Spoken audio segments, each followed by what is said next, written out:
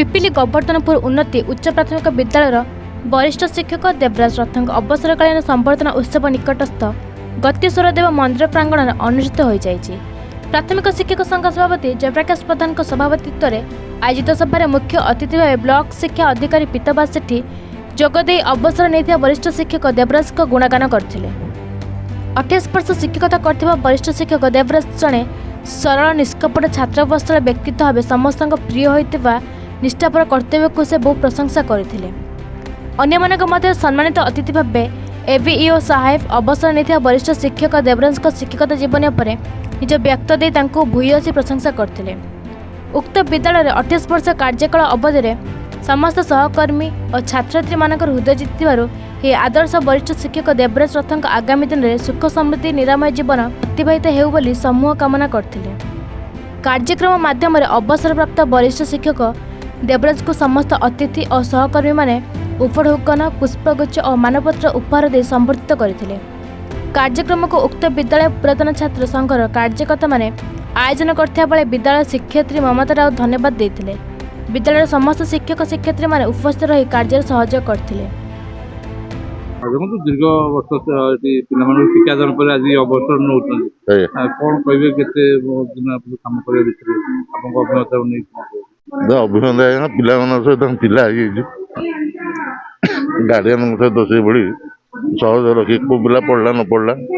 तार भल मन रखी कारण सरकार जो नियम देखते ये नियम अनुसार पढ़ेब ये कोर्स संभव से पढ़े पिला पढ़े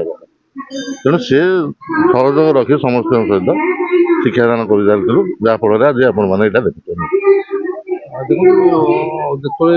एत दिन चाकरी पर आज अवसर नौ विदायकालीन सभा कर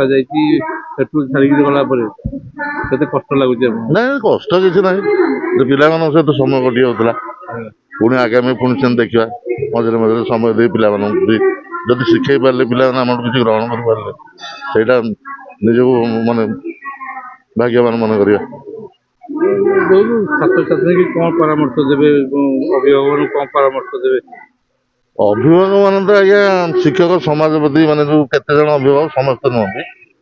जे मास्टर मैंने 50,000 लक्षे दरमा पाइले सब खाईगले किंतु से पिला मूर्ख होती कारण से संस्कार ना सी जदि ता पिला कहते कारण से गोटे जोड़े पिला घर चल पाना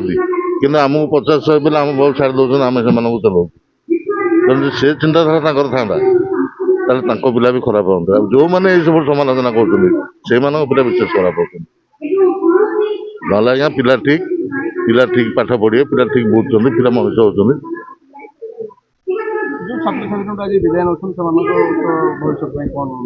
भविष्य आज्ञा पिला तो चाकरी कले संसार बसो कि शिक्षक को एति आत्मसंतोष मिल जहाँ मुझे शिक्षादान करी पिलाटा संसार शिक्षक किसी लाभ ना कि आत्मसंतोष आम मिल जहाँ मुझे करी आज गोटे पिला भविष्य कर पारा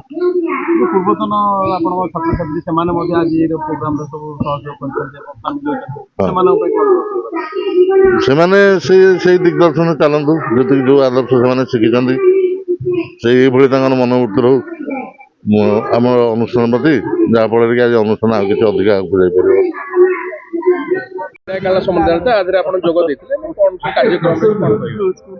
आम सामाजिक परंपरा गोटे अच्छे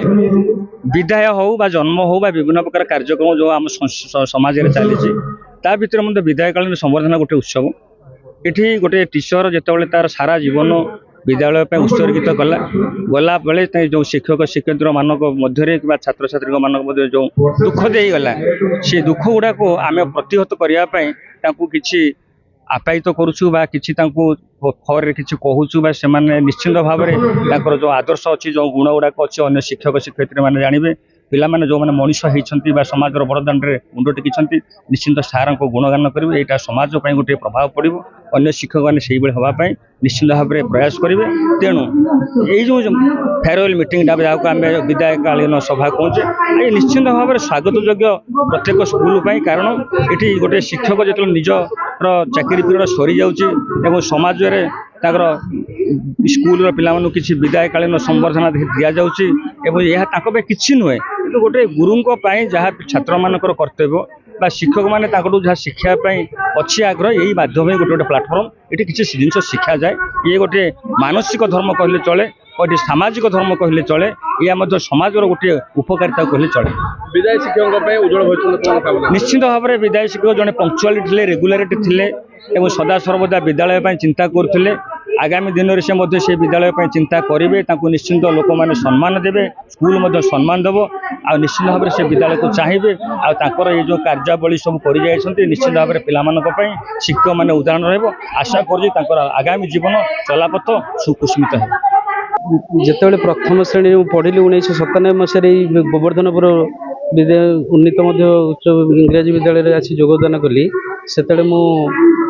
कि पढ़िबार 4-6 मास मध्य सार आसिक स्कूल रे योगदान कले एवं तांको विषय आम कौन कहवा सी सागर हेले आम जलबिंदु जहाँ भी आम आज होइचु तांकरी ठारू आम शिक्षा लाभ करी आम भी आज आग धाड़ीर शिक्षक रूपे परिचित होइचु